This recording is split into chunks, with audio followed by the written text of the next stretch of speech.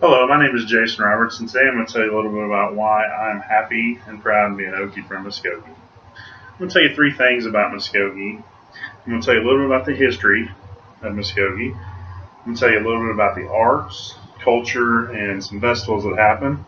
And then I'm going to tell you a little bit about notable people that are from, past and present, from Muskogee. To start off, I'm going to talk a little bit about the history of Muskogee.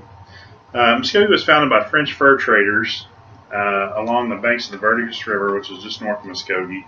They built the first temporary structure around 1806, and looks like the first permanent structure, according to Wikipedia, was built around 1817. There's a little discussion about those dates, but it's right around that time frame.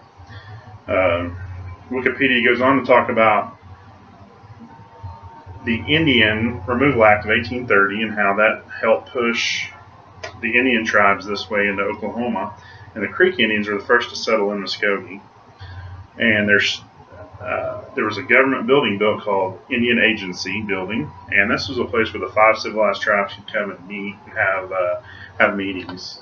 That building's still there today in Honor Heights Park. It's called Agency Hill. It's at the very top of Honor Heights Park, and the park is a big part of Muskogee, and I'll get into that a little later. In 1872, the railroad came to town, and that's when the town started booming. Within the next 10 to 12 years after that, Muskogee's population reached to about 25,000. The first courthouse, federal courthouse, was established in 1889, with the city being incorporated March 19th of 1898. So that's a little bit about the history, and then some of the arts and culture, some of the festivals that Muskogee is known for. Honor Heights Park is a World War I war memorial park, and it's home to a couple different things in Muskogee that's well known for. The first being the Azalea Festival, which is a festival we have every April, and it's a time when the azaleas are blooming in Muskogee. And we've had visitors from all 50 states come to this festival over the years. Several thousand people a year come to Muskogee just for this.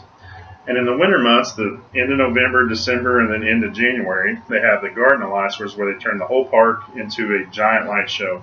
It's gotten better and better every year, continues to get better. There's also the Bare Bones International Film Festival, which is had several of them. I'm not sure on the number. I think it's around 12 now. But it's a good independent film festival and brings a lot of people involved with the film industry to Muskogee.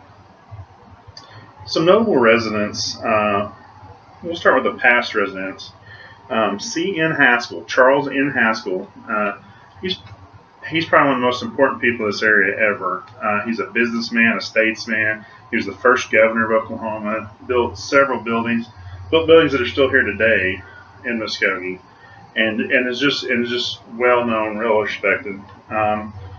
Bass Reeves was the first African American U.S. Marshal, and he was stationed out of Muskogee. That's where he was based at. According to Bill O'Reilly's newest book, Heroes and Legends, there's a chance that Bass Reeves may be loosely based off the Lone Ranger may be loosely based off of Bass Reeves. And then there's a few famous people currently here. Tom Coburn is a retired U.S. Senator, well known. John Tyler Hampmans was our mayor and one of the youngest mayors of the United States. And then Zach and Colton Swan is a country duo who rose to fame on The Voice and are now recording music in Nashville. I hope I've taught you a little bit about Muskogee and would like you to come visit us someday. Thank you and have a wonderful evening.